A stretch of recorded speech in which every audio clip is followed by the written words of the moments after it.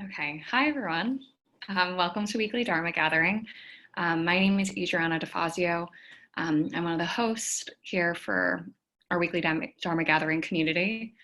Today I have the privilege to be introducing and hosting Sebene Selassie. Sebene is a teacher and writer. She began studying Buddhism over 25 years ago as an undergraduate at McGill University, where she majored in comparative religious studies. She has a MA from the New School, where she focused on race and cultural studies. For over 20 years, she has worked with children, youth, and families nationally and internationally for small and large social justice and social change programs. Her work has taken her everywhere from the Tenderloin, San Francisco, to East Harlem, New York City, to refugee camps in Guinea, West Africa. She is the former executive director of New York Insight Meditation Center and currently serves in the Leadership Council of Sacred Mountain Sangha. Sebene is passionate about making the Dharma accessible and relevant for our times and teaches regularly online in New York City, nationally, and on 10% Happier app. Her first book, You Belong, will be published by Harper One in 2020. Sebene is a 3-time cancer survivor and lives in Brooklyn, New York, Lenape territory, with her partner Frederick and their dog Suki. You can find her at sebeneselassie.com. Tonight, Sebene will be leading a talk titled The Erotic as Power, Exploring the Feminine in Our Spiritual Practice. What is the role of the erotic in spiritual practice? Has the oppression of the feminine contributed to anti-erotic sentiments in many spiritual traditions? Can the erotic be a source of power? Audre Lorde describes the erotic as a creative energy empowered. It is not merely sexual, but it is rooted in the senses. The erotic invites a vital connection to the body and into the feminine. This talk will explore the place of the erotic and the feminine in our personal and collective practice. And note, this exploration of the feminine will acknowledge limitations of false gender binary, while at the same time highlighting and investigating the historical and contemporary denigration of the feminine. Some context on the format for tonight. Sebene will lead us through a guided meditation, lead a Dharma talk on this topic, and then we'll close with a Q&A discussion. So without further ado, I will leave the rest of our time here to Sebene. Sebene, thank you so much. Thank you, Adriana. Nice to be with you all. I realize there's probably going to be background noise because I live in a city, so I will mute myself through much of the meditation, leave lots of silence, but please pardon sirens and things in the background. So I'd like to begin with a guided meditation. I imagine that many of you are experienced practitioners, so I won't be doing too much instruction, but I'd really like us to begin this exploration of the feminine. In some ways, I wish I had used the gerund feeling rather than exploring the feminine, feeling the feminine, because really this is about having a felt sense of our bodies, and that's really what the erotic is about. It's not necessarily only the sexual, it's largely about the sensual, really being in touch with our senses. So I'm going to be inviting us into a really embodied practice today. So let's start by finding a comfortable way to sit or stand or lie down, whatever you're practicing with today. I'm going to take off my glasses so you can see my eyes. And right here, just beginning with a sense of groundedness, feeling the earth under your feet, feeling a seat or the ground underneath your seat. And I'd like to begin with this sense of groundedness by doing a land acknowledgement of where I am in this moment in unceded Lenape territory, what's called Brooklyn, New York. And wherever you might be, whether you know the name of the indigenous peoples where you are, if you happen to be one of those peoples, just connecting with the sense that The land, wherever you are, has been stewarded for thousands of years by indigenous peoples. Here, thanking the Lenape for caring for this land where I now live, doing the same if you feel called.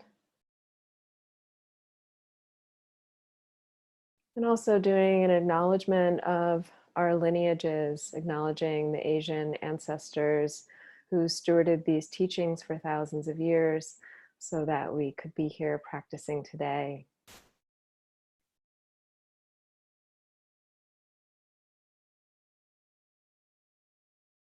And with that sense of groundedness and gratitude, I invite you to really feel into this moment. Just noticing how your body feels right now, perhaps tired, perhaps energized. But seeing if you can really feel the body, not just be thinking about it. Feel the weight, feel the temperature, feel any vibrations or sensations.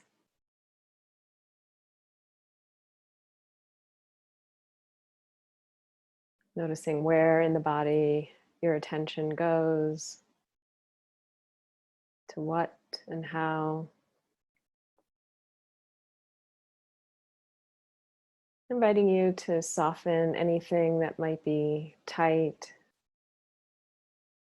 softening the belly, perhaps rolling and softening the shoulders, opening up the chest, softening the jaw,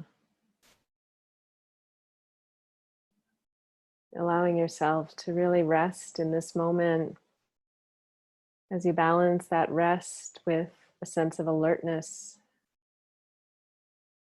awakeness.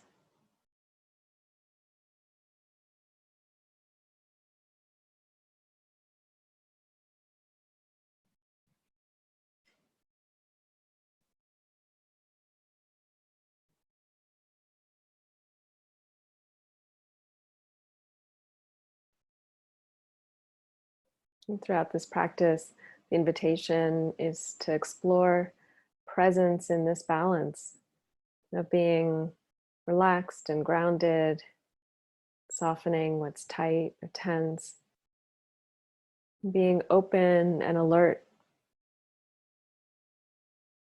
bringing energy where there's sluggishness or tiredness.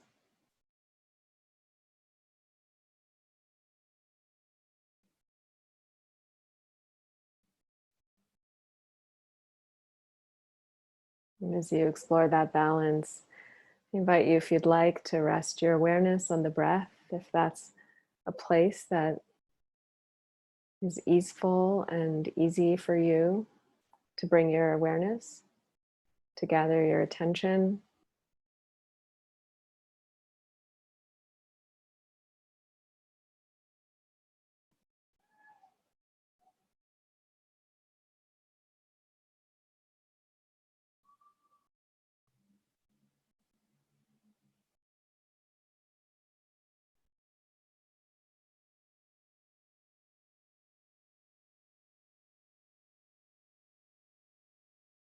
Perhaps even using the breath as a way to explore this balance of relaxation and alertness.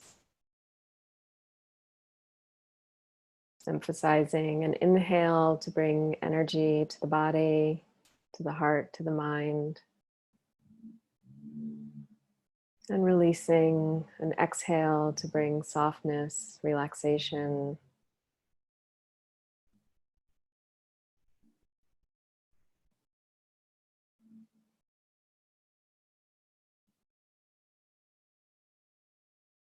As we continue to settle into present moment awareness, not needing to reflexively choose or reject any particular experience,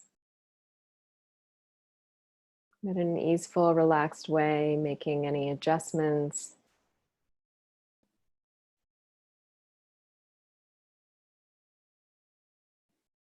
Make any accommodations for the body as needed.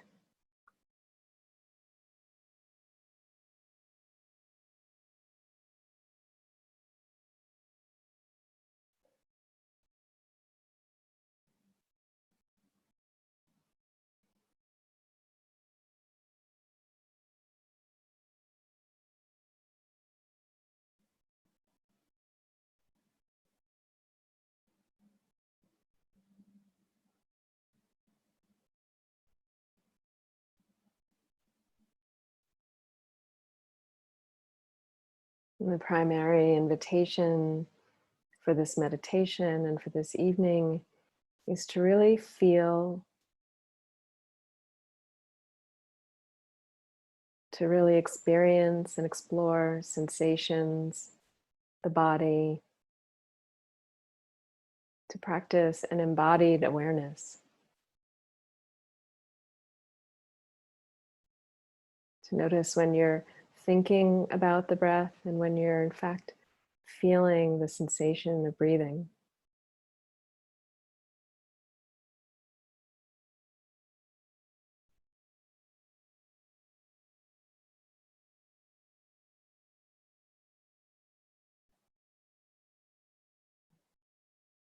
And when the mind begins to wander, as it will,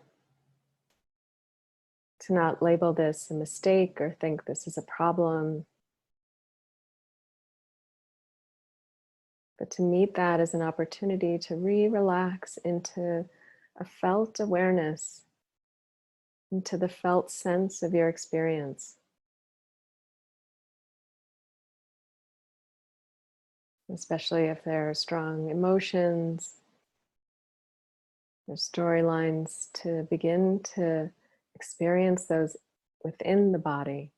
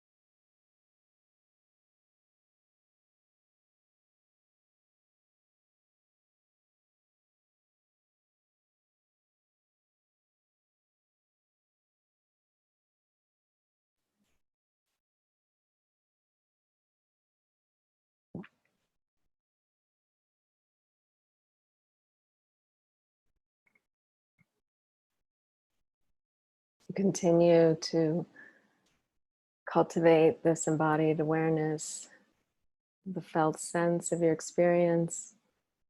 You might notice some sensations are pleasant, some are unpleasant, some may be unnoticed or neutral.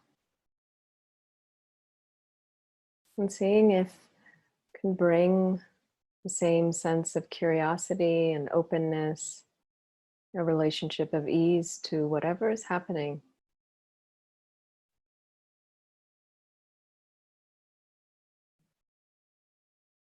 making minor adjustments if there's pain or discomfort that could lead to agitation or harm.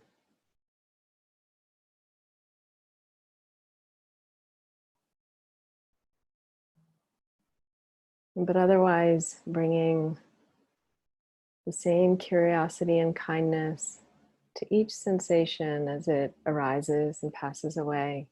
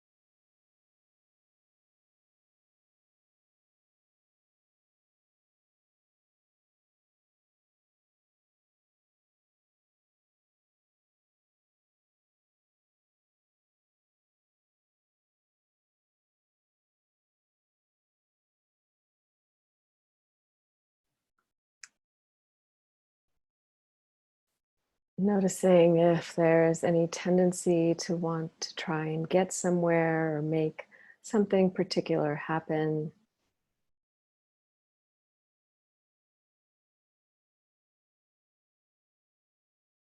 Noticing that active or young energy. Seeing if you can use that energy to bring awareness to what's happening in the body right now.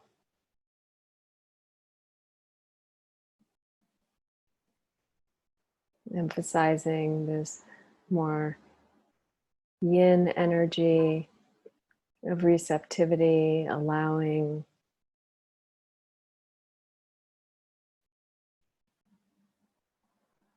making space for each moment's arising and passing away.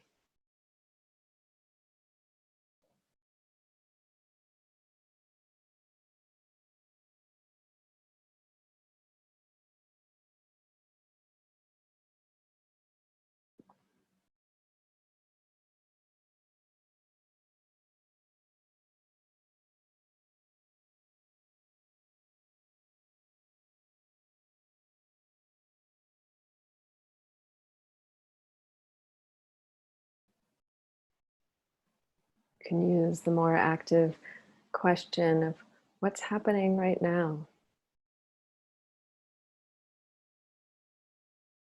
And the receptive inquiry, can I be with this?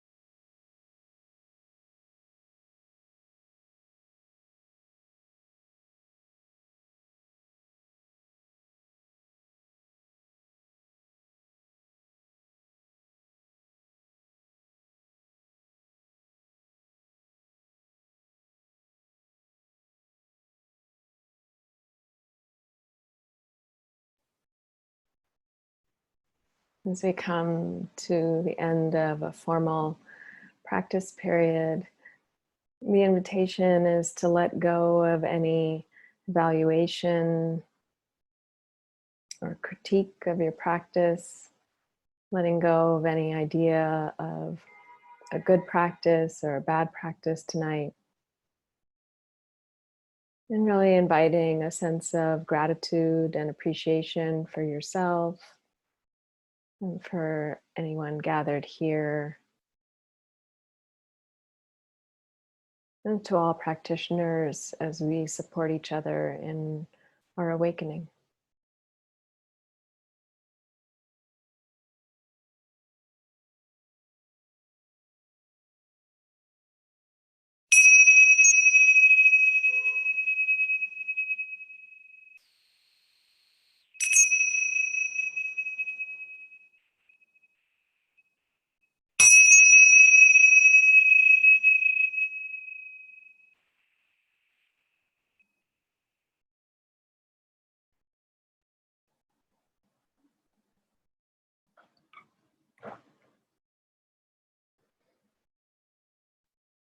So, stretching or doing anything you need to do to get comfortable, move the body as we prepare to talk about the feminine.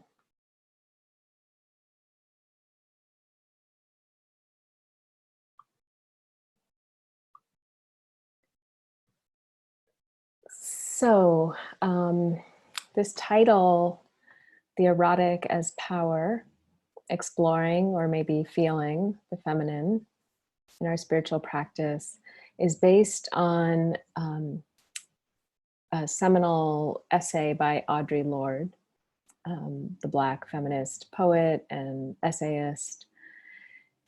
She wrote a beautiful essay, I think in the 80s, called The Erotic, Uses of the Erotic as Power.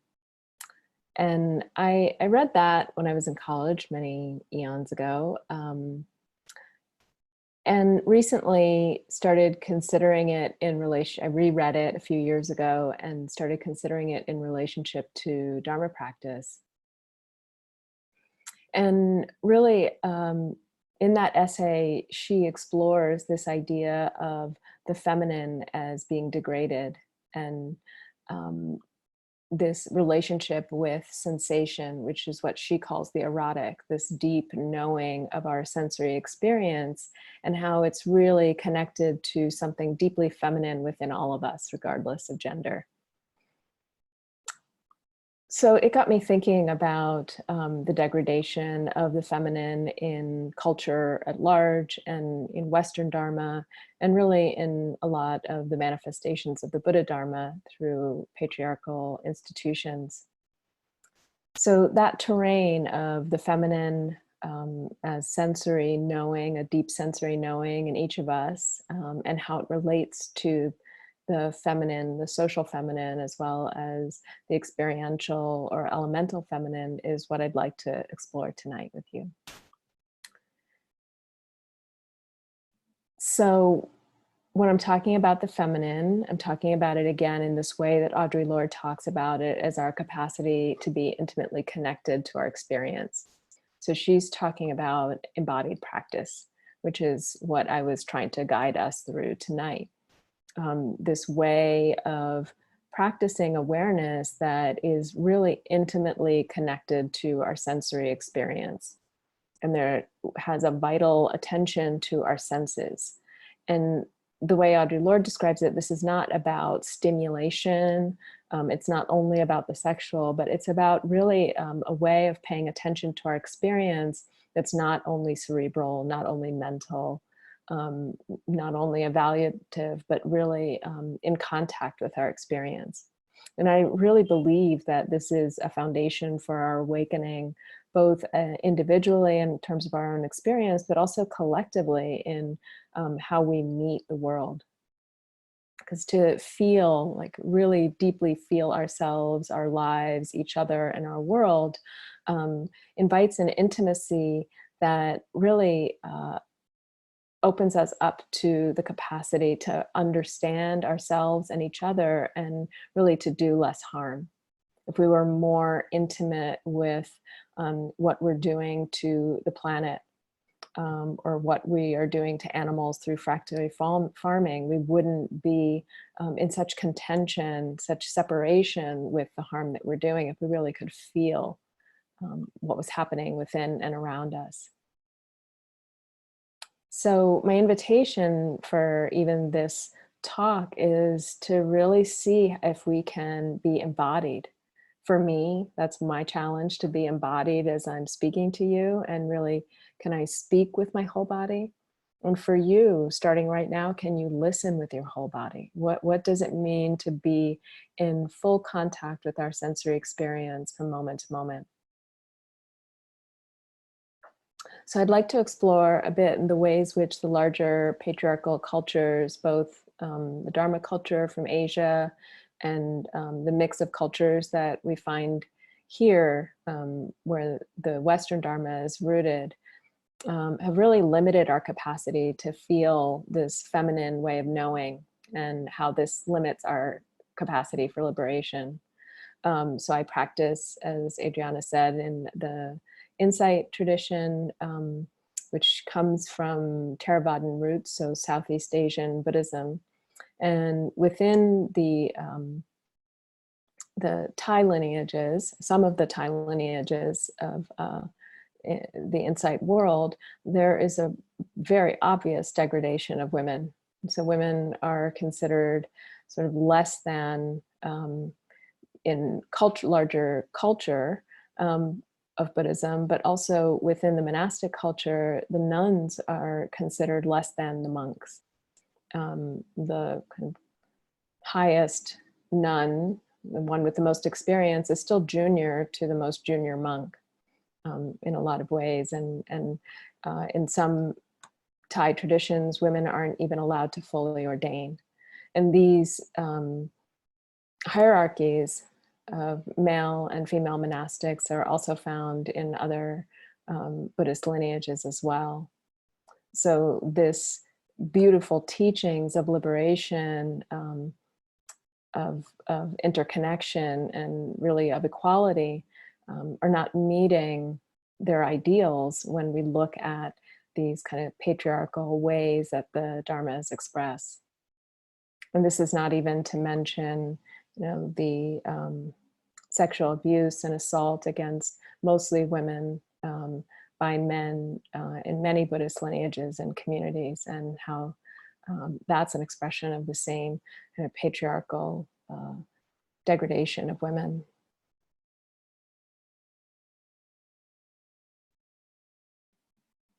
So I want to start, or I want to name that the feminine is a loaded term, because it is just directly linked to this false binary of male and female. And that sort of false binary can immediately kind of create gender essentialism and exclude people who don't fall into a gender binary, and is just another form of oppression. So during the meditation, and a lot of times when I talk about this, I emphasize that when I say feminine, I'm talking about an elemental energy that is in all of us, regardless of gender. So although we can historically point to biases against women, and also against queer folks, when we're talking about this sacred feminine energy, or this feminine knowing, we're really talking about an elemental quality, an energetic quality, what's sometimes called yin, in contrast to what's sometimes labeled yang, this masculine quality or elemental energy. So traditionally, and it's not that just because we call them yin and yang instead of feminine and masculine, it erases the binary. Yin and yang is still a binary. But they're not in opposition to each other. Even if we see the classic yin and yang symbol, they both contain the other. They're really speaking to a play of of dualistic energy that's inherently non-dualistic, which is symbolized by that circle coming together. And liberation and awakening is inherently non-dual. But we can use the balancing qualities of these energies in the same way I was using the balance of relaxation and alertness to help us find our way through the practice. We can use these balancing energies of yin and yang to understand these feminine and masculine qualities, or these energies of yin and yang in our practice and in our lives. So yin is often used to refer to what's receptive, and yang to what's active. So yin sometimes is associated with depth and darkness, with matter and density, with things that are slower, with form, and what's imminent in our lives. Whereas yang is used to refer to what's higher and light, so height and lightness, to energy and space, to what's faster, to the idea of emptiness, and to what's transcendent. They're both in each other and in all beings and in all things. But you can even hear from these descriptions, active, energetic, emptiness, transcendent, that these are often the qualities that are most held up in a lot of Dharma practice.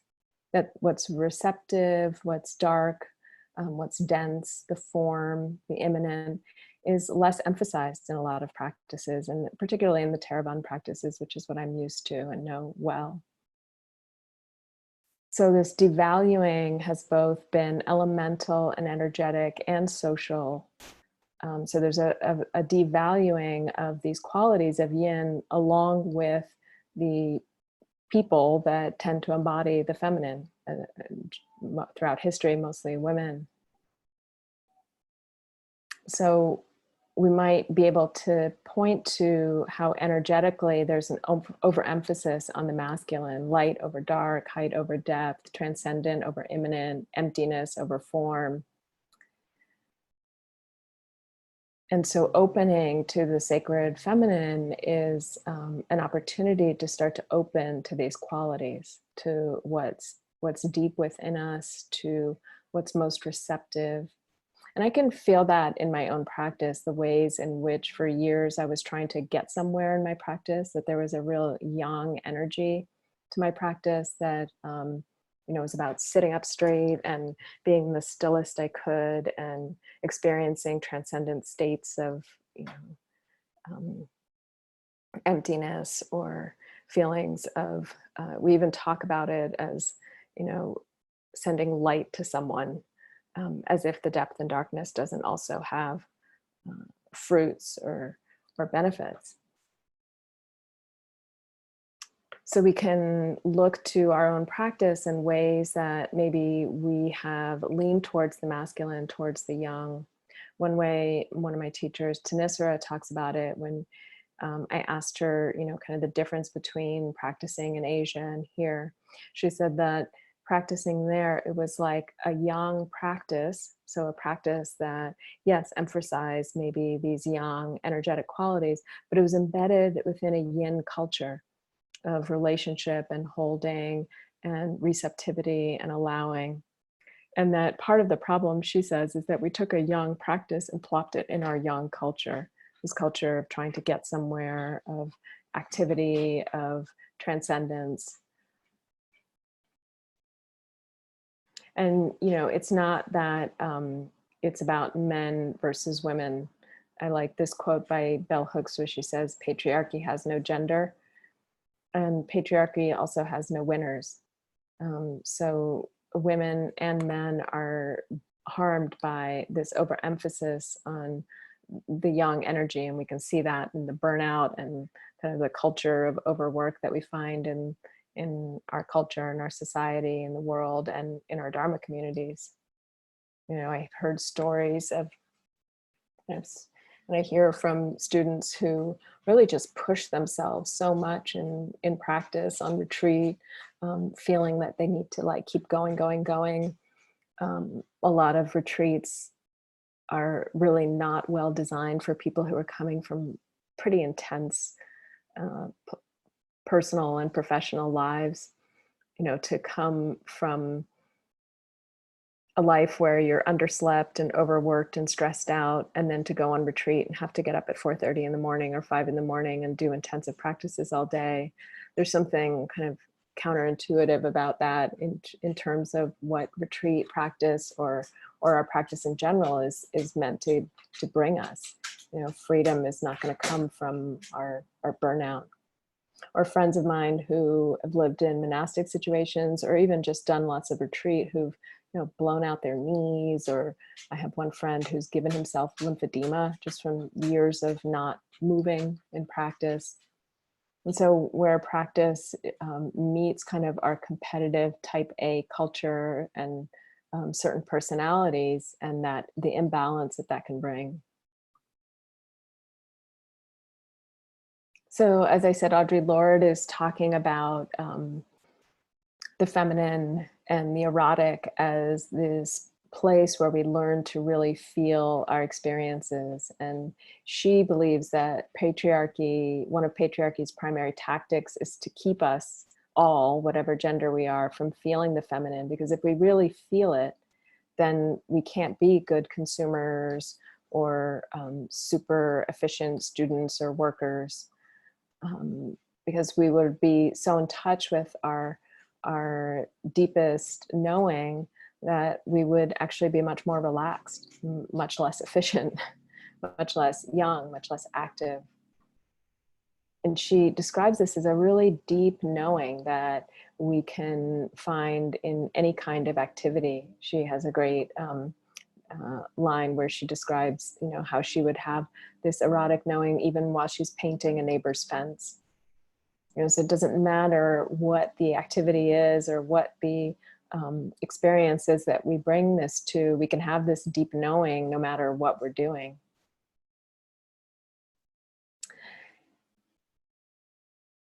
She talks about this experience, really about loving experience, loving sensation, this way of knowing that's not for stimulation, but for liberation. And it's not really encouraged in this society that values speed and activity and productivity and the mind. It's too rich and deep for that because it's so connected to deeply feeling our body and ultimately freedom. And I really believe that classical Dharma actually fully supports this. I started finding quotes a few years ago where the Buddha was talking about this deep bodily knowing. He said that that there's one thing, the main thing, that if we cultivate and regularly practice, that leads to peace and mindfulness and eventually to liberation. And that one thing is awareness centered on the body. He said that if the mind is cultivated, if the body is not cultivated, that the mind cannot be cultivated. And it's only if the body is cultivated that the mind can be cultivated. So we did this thing, we translated sati, this Pali word that can be translated in many different ways, has lots of connotations. We translated it as mindfulness. We put the word mind right at the beginning of it. And really this emphasis that is our culture's, it's our own, to immediately make things cerebral, to make things have to be understood intellectually, conceptually, through the mind.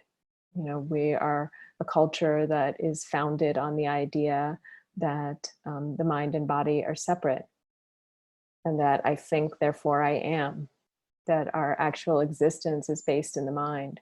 The Buddha was actually saying the exact opposite. He was saying that the body is actually the place where we can, the only place where we can experience freedom, and it is the way to our liberation. I love this quote from a Zen nun from the 15th century. And when she was asked to describe her spiritual practice, she says, "I meet life with my whole body." So this capacity to sense our experience directly, to feel our feelings as a felt sense, without commentary, without proliferation, without going into stories, but to actually feel our sensory experience is our path to liberation. but we've lost this ability to feel deeply because we are moving so fast, and because we're embedded in these cultures that privilege the mind, that privilege activity, that privilege the masculine, and privilege men over women. And, you know, it can be hard for us as Dharma folks to realize that we've really misconstrued these practices through oppressive lenses. There's been so much attention to kind of the colonialist, imperialist, and racist ways that we've articulated the Dharma. And there's also been a lot of work on the ways that we've translated the Dharma through this patriarchal lens as well. And so these days I'm really looking at, in myself and around me, what about my Dharma culture, what about my Dharma practice is really constrained by this youngification and patriarchal kind of lens that's disconnected from the felt sense, disconnected from the body. So there are a few things that I'll just end with as really areas for more exploration that you might want to look into for yourself and look into in your own practice. So the first is the loss of the body, and noticing when I am or when you are disconnected from the felt sense and from the body, when Dharma practice is becoming much more kind of conceptual, intellectual, when you're stuck in your head. And really coming back to the body, coming back to the felt sense experience as a way to counter that or rebalance. Another is, you know, this kind of fetishization of silence, you know, which to me is that quality of spaciousness and emptiness and transcendence, that silence becomes the only way to practice, and really disconnects one from a relational field. And making sure that if there's a lot of silent practice, if we're drawn to that, or that's, you know, a form that we're in, that we do stay connected to the body, to the outside, to sounds, to a relational field. And so the third thing would be kind of the relational aspect of practice, like really noticing if practice is disconnected from our lives. You know, that this the yin part of the culture that Tanisar described is really the children in the temple and the families sharing, the chanting, the music. And where is the relational part of our practice? Our practice only sort of a formal, silent experience that we have that's very individualistic, that's disconnected from community, from form, from dance, from music, from other activities. And then finally, I would say for me, one thing that I've been really exploring is how the connection to the felt sense, to the feminine, really connects me to a sense of mystery. The miraculous, amazing things that our bodies do just by merely existing. I had a cut on my finger the other day and it healed really quickly. And I was just kind of amazed. It's like, what, how does the body do that? How does the body know how to heal? You know, I don't know so many things about my own body. I don't know how my digestion works. I don't know what sweat is. You know, I don't know like how teeth grow. I mean, the number of things I don't know about my own body far outnumbers the things I do know. And so within this own body, there's so much mystery. And then of course, around us and throughout the space and the universe, there's so much mystery, and really opening to that mystery, to that depth, to that darkness as part of this opening to the feminine. So I think I'll end there and open it up for conversation with a couple of folks that are here, and hopefully that can spark some inquiries for people who are watching later.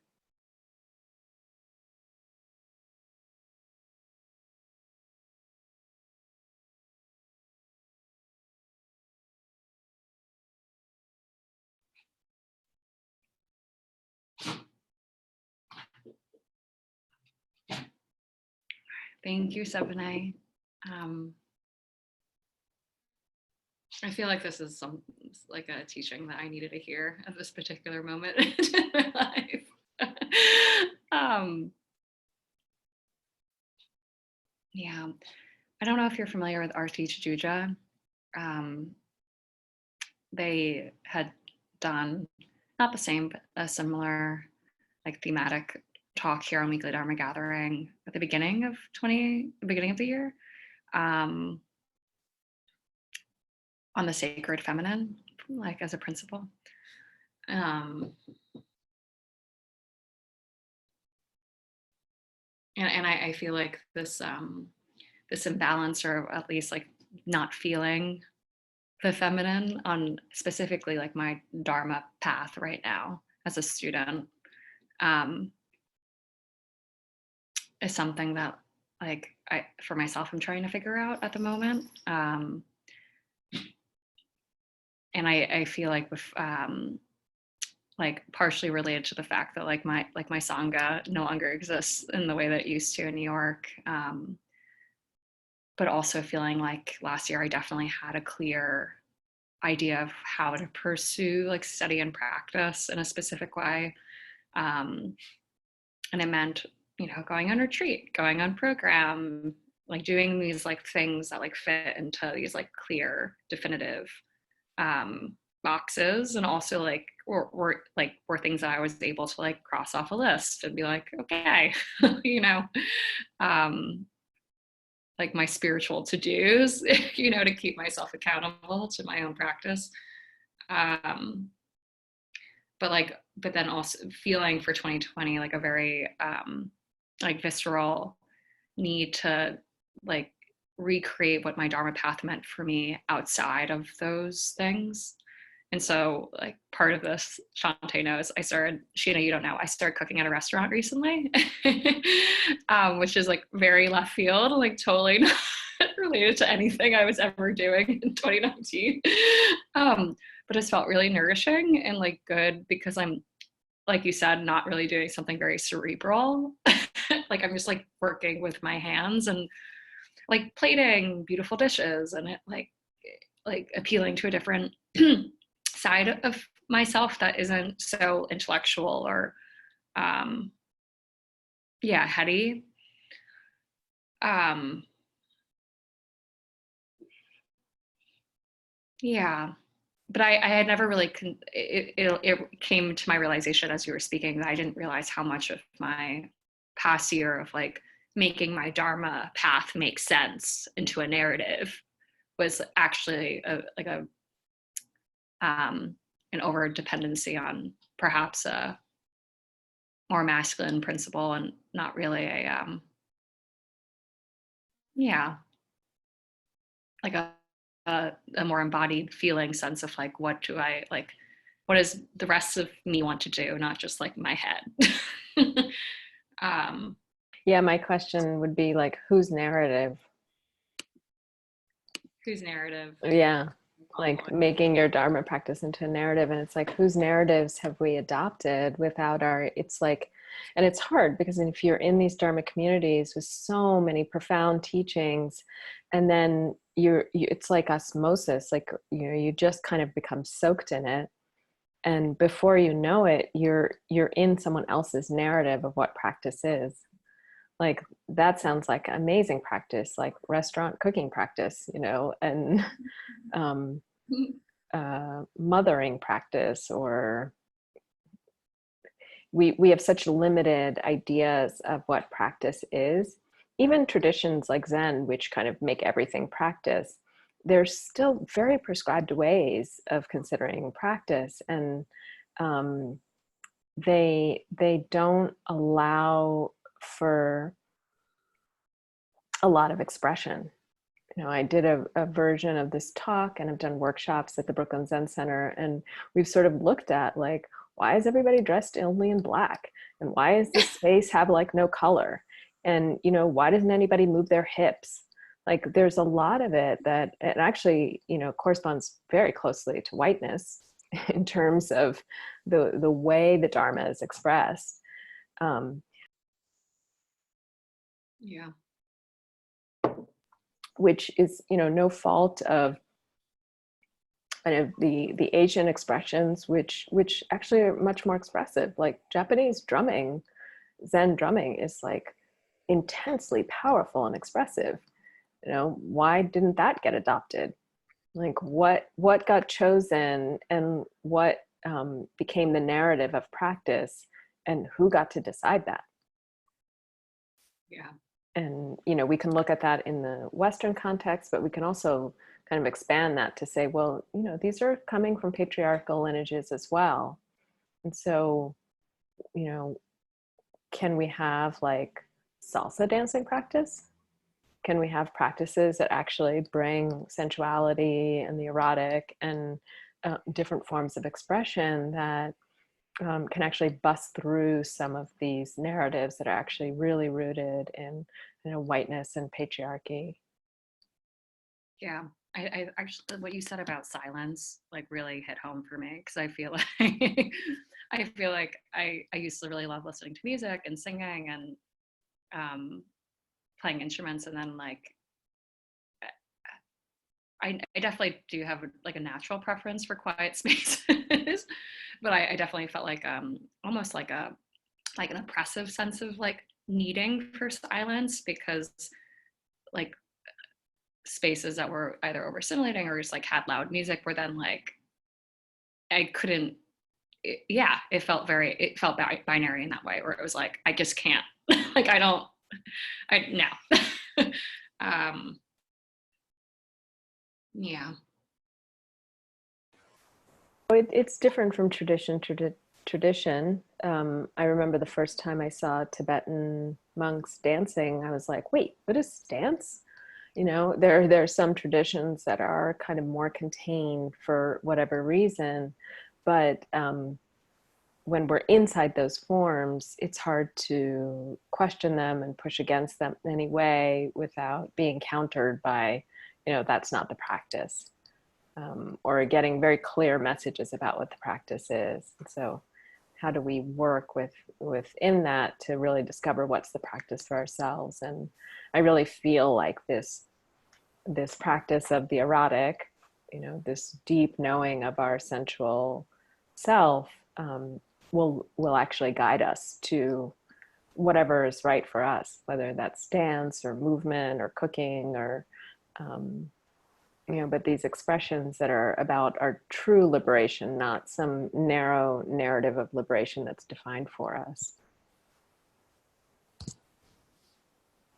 Just wanted to quickly comment on the silence piece that stuck out for me as well. And it stuck out for me because I teach in one environment where the preference is to leave like a lot of space for silence. And it always feels uncomfortable for me to just like leave people sitting in silence, because I'm not sure if that's a practice that everyone is like comfortable with. But it's just like, that's the standard at that place. Like, don't do too much talking, like guide for a little bit and then just like let people sit in silence, because that is the practice. So yeah, when you shared the silence bit, that stood out for me. Thank you, Sheena. Yeah, for naming that. And you know, I think that it's really about kind of exploring for ourselves, and that might mean within our communities or with other people. For years at the New York Insight POC Sangha, one friend who no longer travels into the city, but he used to come with his drum, and he would drum us in to our meditation every week or every month. And you know, that was so powerful for a room full of brown folks who come from cultures. Almost every culture we came from, it's, you know, has whatever continent has a culture of drumming. And so to have drums to kind of lead us into spiritual practice is so powerful. And it actually enriched the silence And sometimes I've played, you know, Sweet Honey in the Rock songs, like before a meditation or in the middle of a meditation or at the end of a meditation, so that it's not, it doesn't become a binary like silence or no silence, but we start to explore for ourselves what makes sense for us individually, as a collective, culturally, and, you know, and sometimes we might choose the wrong thing. You know, it's like, oh, that didn't quite work. You know, I don't necessarily want to play that or do that during a meditation, but not having to stick to someone else's rules. Again, not necessarily being in someone else's narrative of what practice is. And that's not to discount that it might work for them, but just to know that there's the possibility for us to explore more.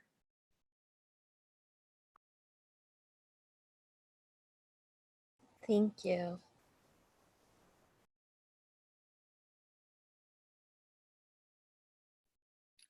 Sebene, I just have a general question, because you said that you've done workshops on this topic and theme before. I'm just curious how you came to this work particularly.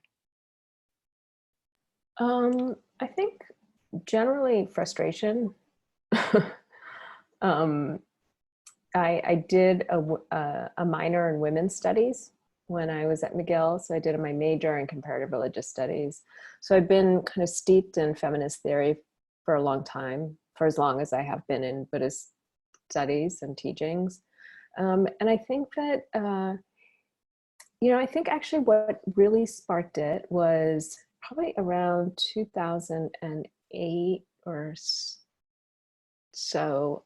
There was a big controversy in the Thai forest tradition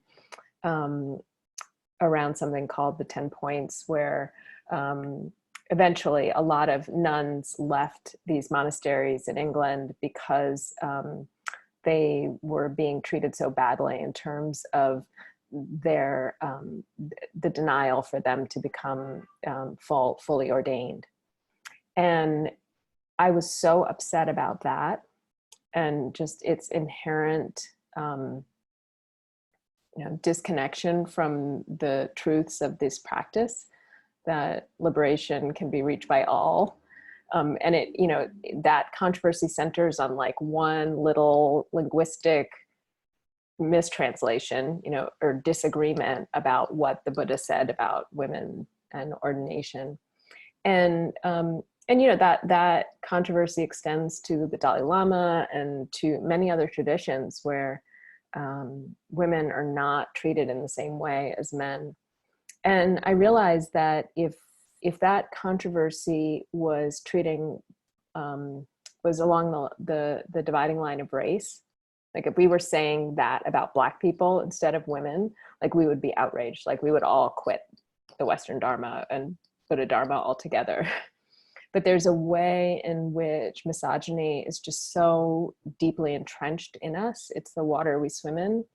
And so I think that was like the seed of me wanting to start to shift things. And around that time, I was on the board at New York Insight at that time, and I wanted us to put a feminine sculpture on the altar. We only had an image of the Buddha, and in Theravadan traditions, there are no feminine images. So we had to actually go outside our tradition and get an image of Prajnaparamita. But when we did it, with a day-long ceremony of like installing this image on the altar. And so that's when I think that's the first like program I did around the feminine. And that was probably about 10 years ago. Yeah. And then it's just been snowballing since then. Great, thank you. Yeah. But thank you for asking. I'd never like quite traced that trajectory for myself. So that's helpful to know. Yeah. Yeah.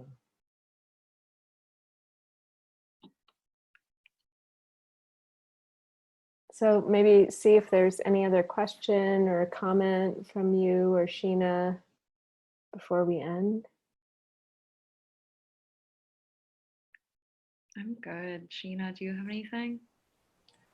Just a quick question. You said freedom doesn't come from our burnout. Is that your quote or is that from someone else? I wrote it down, but didn't. I don't know. Okay. Because that really stood out for me. I'm like, yes. Yeah, that's true.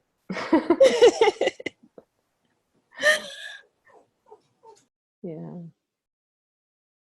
Yeah, I will say like the whole like speediness and like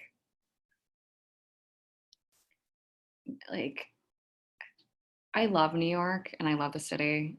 I like, I love urban centers, but I will say that I definitely feel some sense that like environments that essentially encourage that speediness, it's much harder to feel into your feminine. Yeah. I definitely know that like when I go visit my parents in the suburbs, I like immediately feel a release, like a Mm. like embodied sense of release.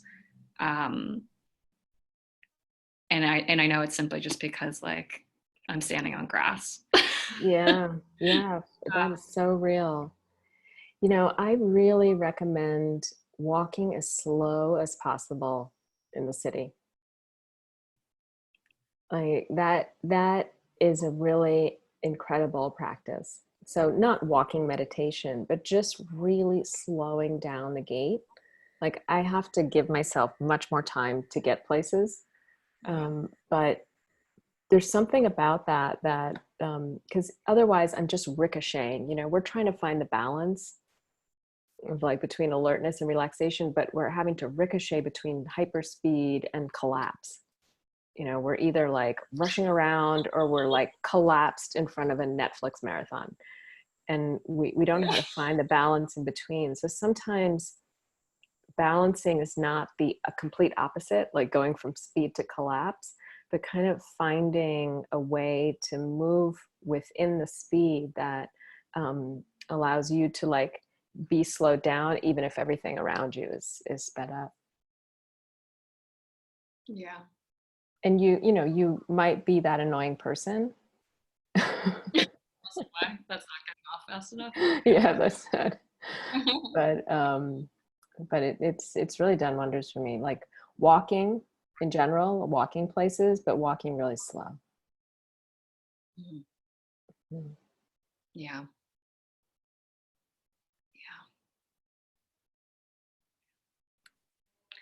Well, thank you, Sebene. Do you have any